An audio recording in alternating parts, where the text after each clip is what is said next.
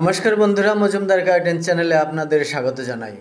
রাজ্যের সরকারি কর্মচারীদের দীর্ঘদিন ধরে কেন্দ্রীয় সরকারি কর্মচারীদের হারে ডিএর দাবিতে আন্দোলন চালাচ্ছেন।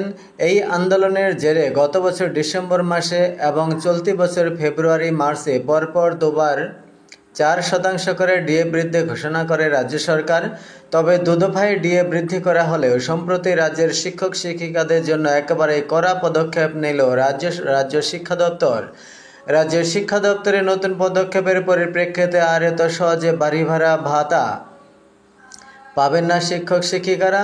এবার রাজ্যের শিক্ষক শিক্ষিকাদের বাড়ি ভাড়ার ভাতা পেতে হলে 13টি শর্ত মানতে হবে। রাজ্য শিক্ষা দপ্তরের নতুন এই পদক্ষেপের পরিপ্রেক্ষিতে এই চারে রাজ্যের শিক্ষক শিক্ষিকাদের জন্য অনেকটাই কঠিন হয়ে দাঁড়াচ্ছে। এতদিন পর্যন্ত রাজ্যের শিক্ষক শিক্ষিকারা বাড়ি ভাড়ার ভাতার জন্য আবেদন করে প্রয়োজনীয় নথিপত্র না দিয়েই সুযোগ নিত বলে খবর।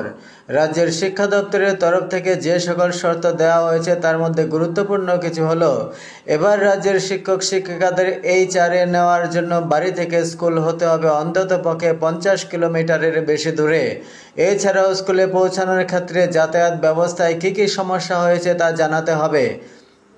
এমন নথি আগে না দিয়েই বাড়ি ভাড়ার ভাতা নেওয়ার সুযোগ লাভ করতেন শিক্ষক শিক্ষিকারা বলে জানা যাচ্ছে। অন্যদিকে শিক্ষাকর্মী বা শিক্ষক শিক্ষিকা দম্পতি যদি চাকরি সূত্রে আলাদা আলাদা জায়গায় বাসিন্দা হয়ে থাকেন তাহলে তার প্রমাণ দিতে হবে। এই ধরনের ঘটনায় যদি শিক্ষক শিক্ষিকারা বাড়ি ভাড়া নিয়ে থাকেন তাহলে সেই বাড়ি ভাড়া রসিদ এবার জমা দিতে হবে।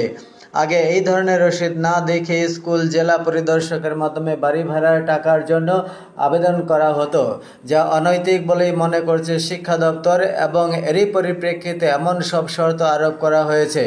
বাড়ি ভাড়ার ভাতা দেওয়ার ক্ষেত্রে যে নিয়ম রয়েছে সেই নিয়ম অনুযায়ী স্বামী এবং স্ত্রী যদি উভয়েই চাকরি করেন এবং 50 কিলোমিটার দূরত্বের মধ্যে কর্মরত হন, বাড়ি থেকে দূরে তাদের বাড়ি ভাড়া নিয়ে থাকতে হয়, তাহলে সব মিলিয়ে 12,000 টাকা বাড়ি ভাড়ার ভাতা পাওয়া যায়।